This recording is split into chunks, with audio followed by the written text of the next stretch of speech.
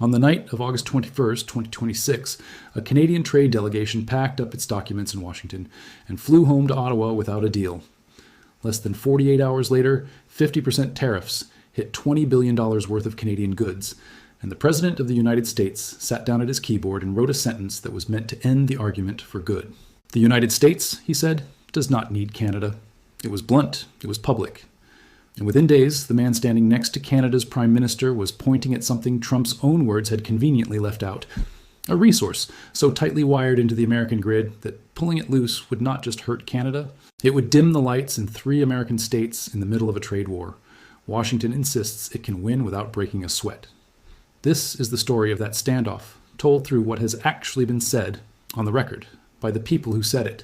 Not through speculation, not through invented drama, but through the verified public record of a trade war that, as of this week, is still getting worse. Start with the collapse itself, because that is where the current phase of this fight begins.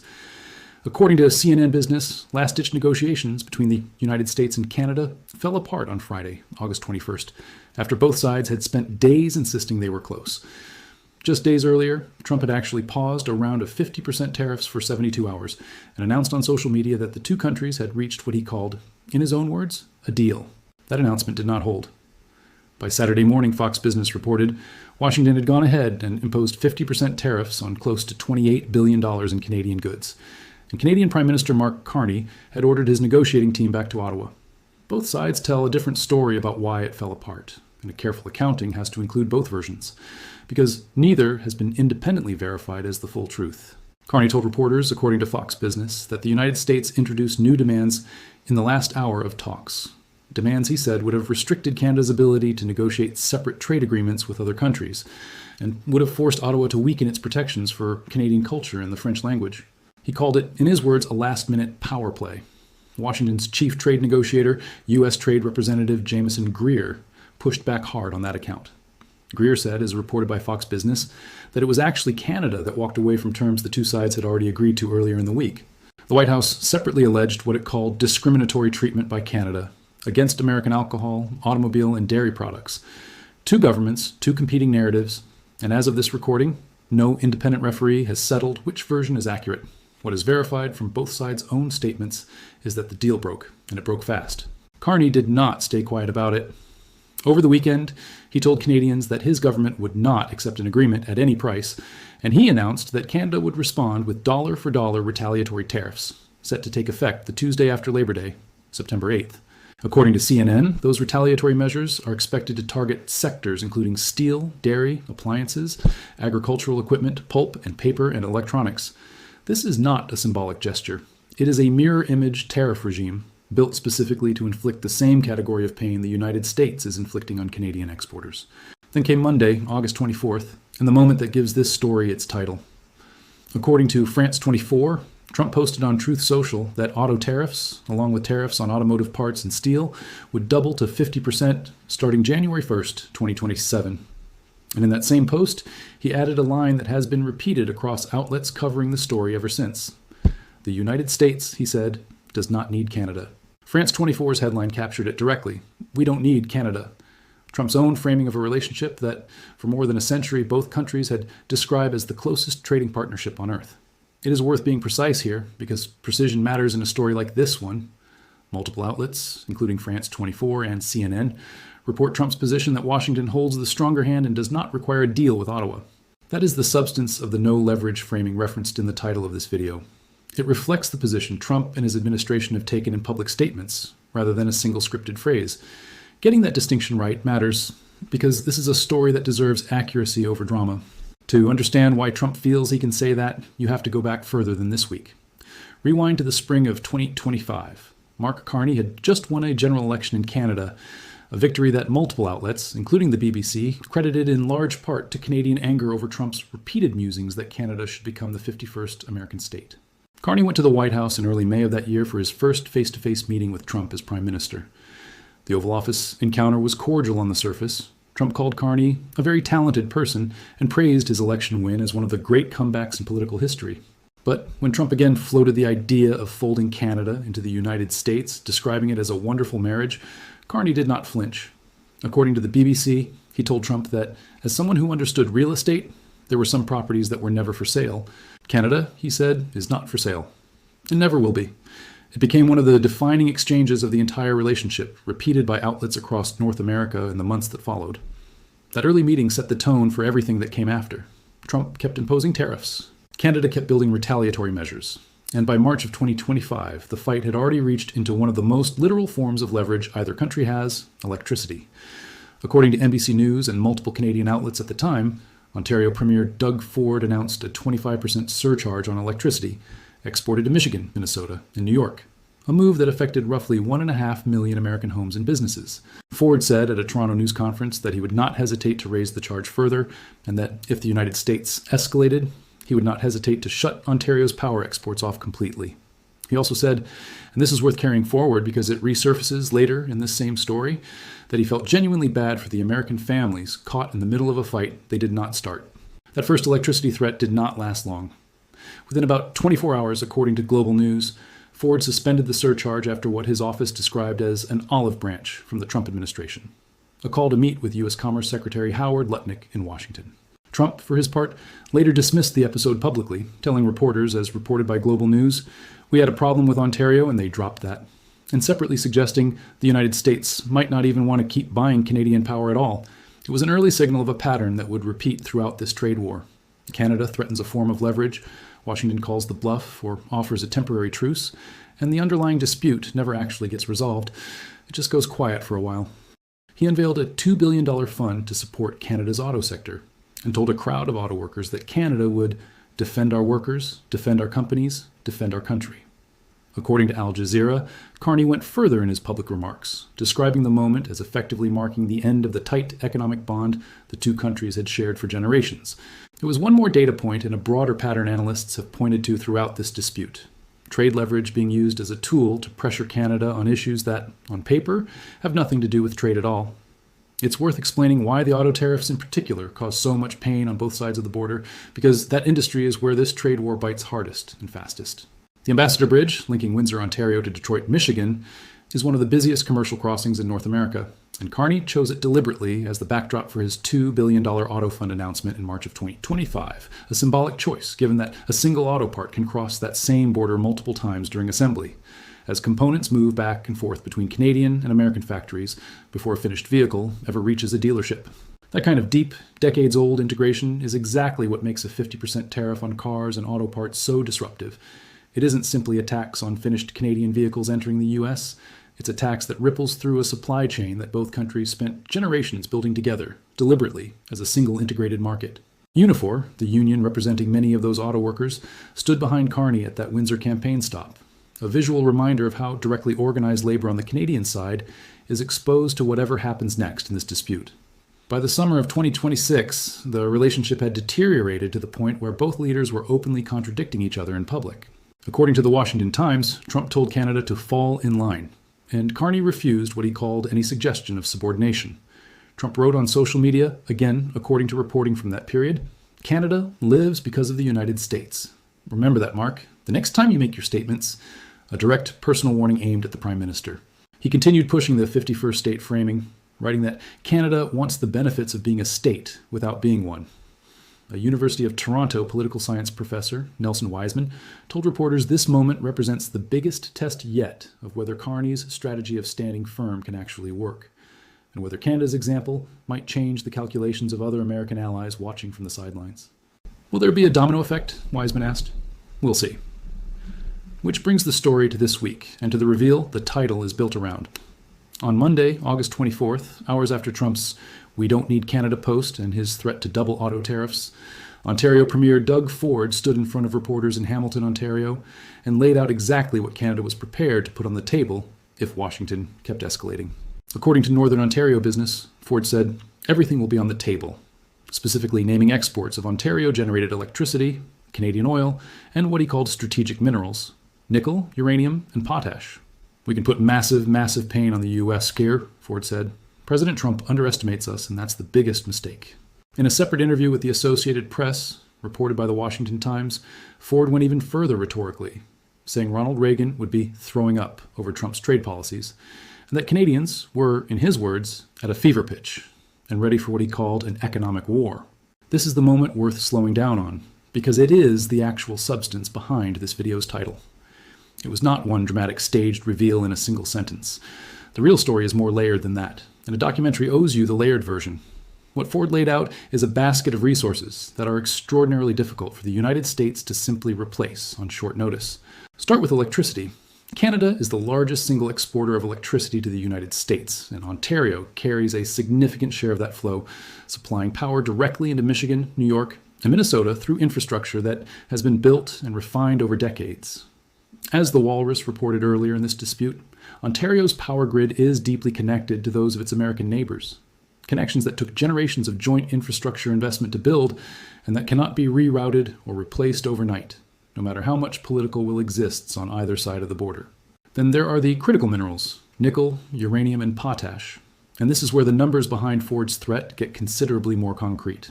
Start with potash, a core input for fertilizer that American farmers depend on to grow food at scale. Canada is the world's largest producer and exporter of potash, accounting for roughly a third of global production, according to industry research cited by outlets covering Canada's resource sector. A letter sent to the Trump administration by a sitting U.S. senator citing data from the U.S. International Trade Commission and a White House fact sheet put the American dependence in stark terms. Over 95% of the potash used by American farmers is imported, and roughly 90% of that imported potash comes from Canada. There's no quick substitute sitting on a shelf somewhere else in the world for a dependency that lopsided. Nickel tells a similar story, but with a national security angle layered on top. That same senatorial letter states that Canada supplies roughly half of all the nickel alloys the United States uses, material that goes into jet engines, armor plating, and missile guidance systems because of nickel's strength and corrosion resistance.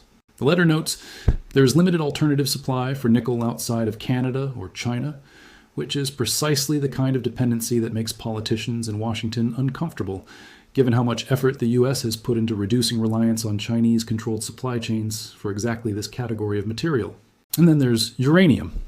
According to Canada's own energy regulator, American nuclear power plants rely almost entirely on imported uranium, and Canada has frequently been the largest single foreign supplier, providing somewhere between 15 and 33% of total U.S. uranium purchases in recent years, mined largely from the Athabasca Basin in northern Saskatchewan, home to some of the highest grade uranium deposits on the planet. Put those three minerals together with electricity and oil, and you start to see why Doug Ford, in comments reported by the Globe and Mail during an earlier phase of this same trade war, argued that Canada should keep every tool in our toolbox, listing energy, high-grade nickel from Ontario, aluminum from Quebec, and potash from Saskatchewan in the same breath. None of these are commodities the U.S. can simply order more of from a different supplier overnight. Global supply chains for critical minerals are notoriously slow to redirect, often taking years of new investment, permitting, and infrastructure before a new source can come fully online. That is precisely why Ford, and by extension Carney's broader government, have pointed to this basket of resources as the practical answer to Trump's claim that Washington holds all the cards. This isn't purely theoretical either. According to Global News, Canadian federal ministers and provincial premiers have already been pushing Nutrien, a Saskatchewan-based company that ranks among the largest potash producers on Earth, to change its own export plans involving the United States.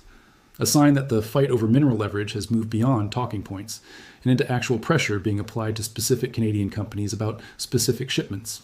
That detail matters, because it shows this isn't just rhetoric traded between two governments on social media. It is starting to shape real decisions inside real Canadian boardrooms.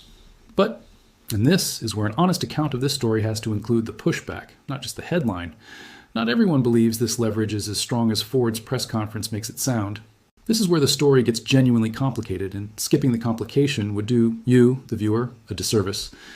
According to reporting from The Regional, Canada's electricity exports to the United States actually fell by roughly 46% between 2020 and 2024, even as Canada's electricity imports from the U.S. grew by around 142% over that same stretch. In other words, the flow of power across that border has already been shifting, and not entirely in Canada's favor. Larry Hughes, an energy systems expert and professor at Dalhousie University, told Canada's National Observer that this shrinking export share limits how much real pressure Canada can apply by threatening to cut electricity off. And when Ford first tried this exact play back in March of 2025, Bloomberg's own reporting at the time noted that the move was, in practical terms, somewhat symbolic. New York State, for example, got less than 5% of its electricity from Canadian sources in 2023, with Minnesota and Michigan importing even smaller shares. The Walrus put it even more bluntly in a piece published mid-2025, describing Ford's electricity threat as one that loses voltage the more you examine the actual numbers behind it, in part because using that leverage would mean punishing ordinary residents in American states that did not vote for Trump. A political cost Ontario would have to be willing to absorb along with the economic one. So which is it? Genuine leverage or a mostly symbolic threat dressed up in tough talk? The honest answer, based on the public record as of this week, is that it is probably both, depending on which resource you're talking about and how far either side is actually willing to go. Electricity on its own may carry more symbolic weight than practical bite, given how the export numbers have shifted over the past several years, but folded together with critical minerals like uranium, nickel, and potash, resources with far less redundancy in American supply chains, the combined threat becomes considerably harder for Washington to simply shrug off, even if no single piece of it is individually devastating. That is the more accurate, more complicated picture behind a title built for a thumbnail.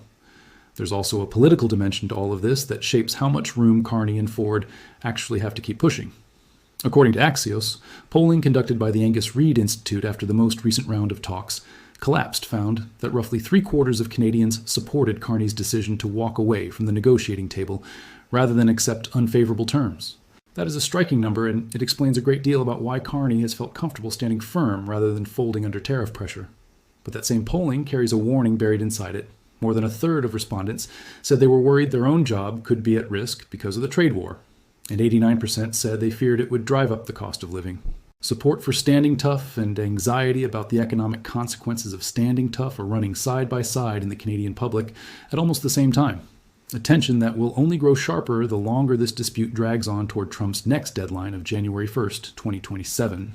Carney, according to Axios, has told Canadians that the economic relief measures his government is preparing are built to last beyond the life of this U.S. administration, a signal that he is planning for a prolonged standoff rather than a quick resolution.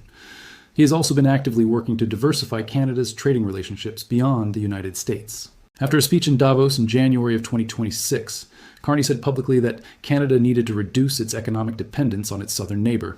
And since then, he has been courting new trading partners, including China and India, according to reporting from The Telegraph. A partner at the consulting firm Kearney, Drew DeLong, described the underlying test this way. Canada, he said, is testing whether greater strategic autonomy is worth the increased trade friction that comes with standing up to its largest trading partner.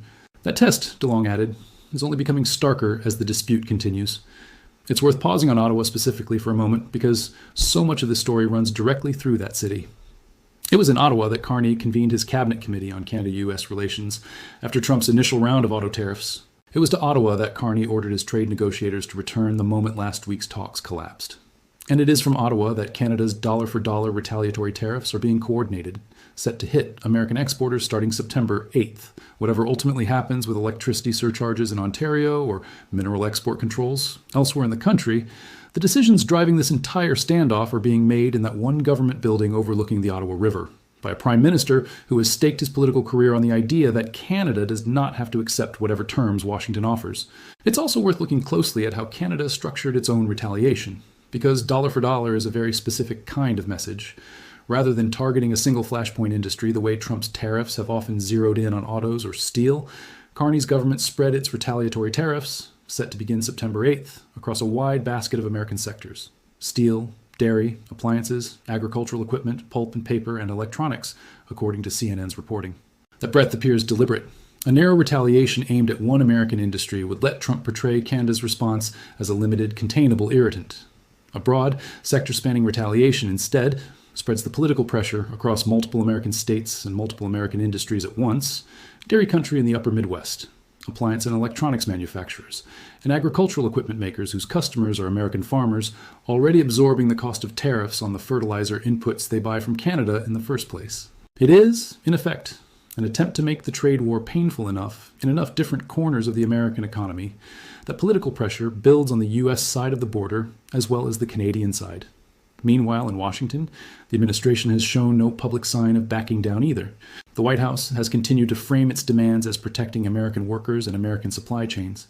Trump has repeatedly emphasized that the United States runs a much larger economy than Canada's, and that American consumers and businesses can, in his view, absorb the disruption more easily than Canada can absorb losing access to its largest export market. Whether that calculation holds up once Ontario's mineral exports and electricity contracts are actually on the table, rather than just threatened in a press conference, is something that has not yet been tested in this dispute, and won't be until one side or the other decides to actually pull the trigger, rather than just describe what pulling the trigger might look like. There's also the broader diplomatic backdrop worth remembering here, because it explains why other countries are watching this particular fight so closely. The United States has used trade leverage against multiple allies simultaneously throughout this period. Reporting from economist and columnist Paul Krugman noted in a widely discussed piece that Trump's approach appeared aimed at demonstrating dominance over trading partners generally, rather than pursuing narrowly tailored economic outcomes with any one country. Krugman pointed to Japan as a parallel example, describing how Japanese negotiators reportedly left talks with the Trump administration without accomplishing anything, despite Japan's own substantial trade relationship with the United States.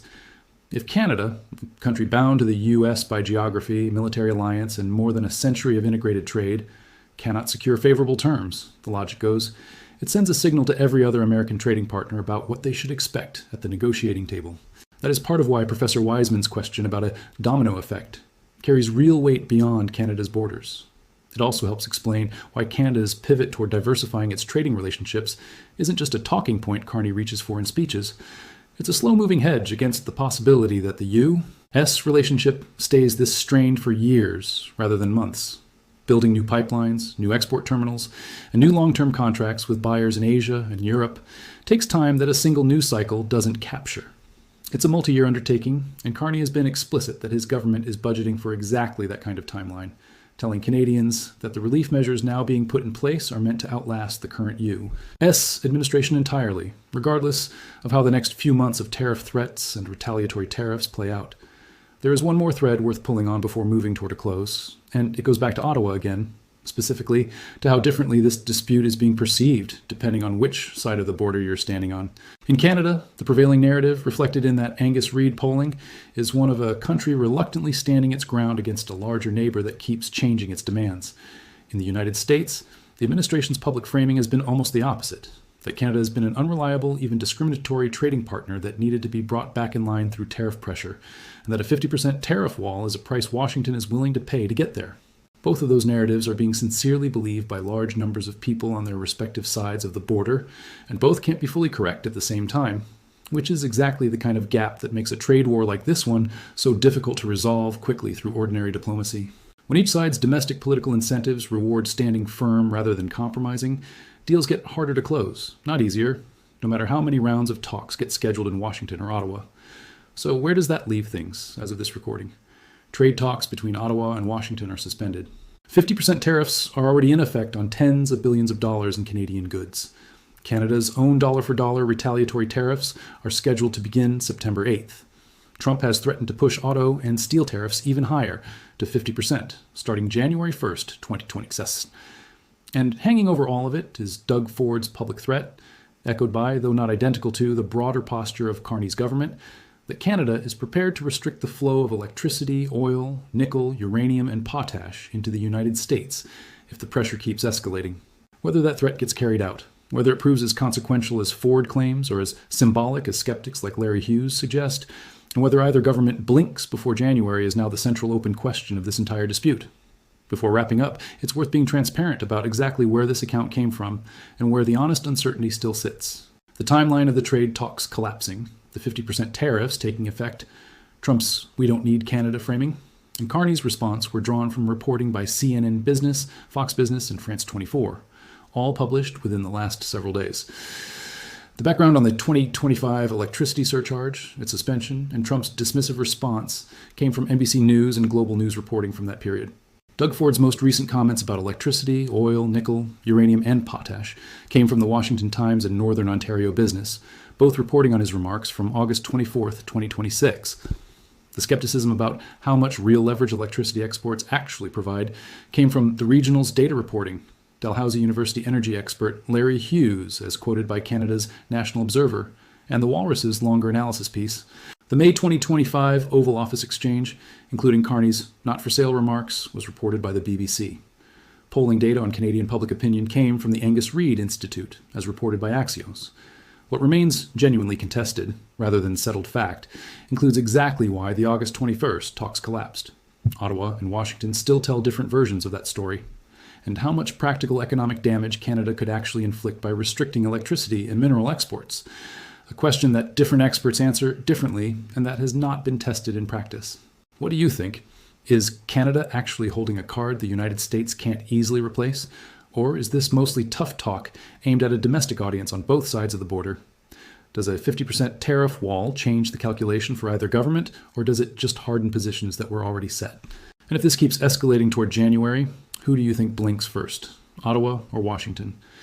Leave your take in the comments, because this is very much still an open story, not a closed one, if you want to keep following how this plays out. The September 8th retaliatory tariffs, whatever comes of Ford's mineral and electricity threats, and what happens as that January 1st deadline gets closer. This channel is going to keep tracking it as the verified facts come in, not the noise. Subscribing means you won't miss the next update the moment it happens. There's a lot more still to unpack here. How the auto industry on both sides of the border is bracing for this, what Canada's diversification toward China and India actually looks like in practice, and whether other American allies start taking notes from Ottawa's playbook. So if that's the kind of ongoing sourced analysis you want in your feed, subscribing is the easiest way to make sure you catch it. And if you've made it this far, you're clearly someone who wants the full picture rather than the headline. So consider hitting subscribe now, because stories like this one rarely stay still for long, and the next major development could come before the week is out. Thanks for watching, and we'll be back with the next update as soon as the facts warrant one.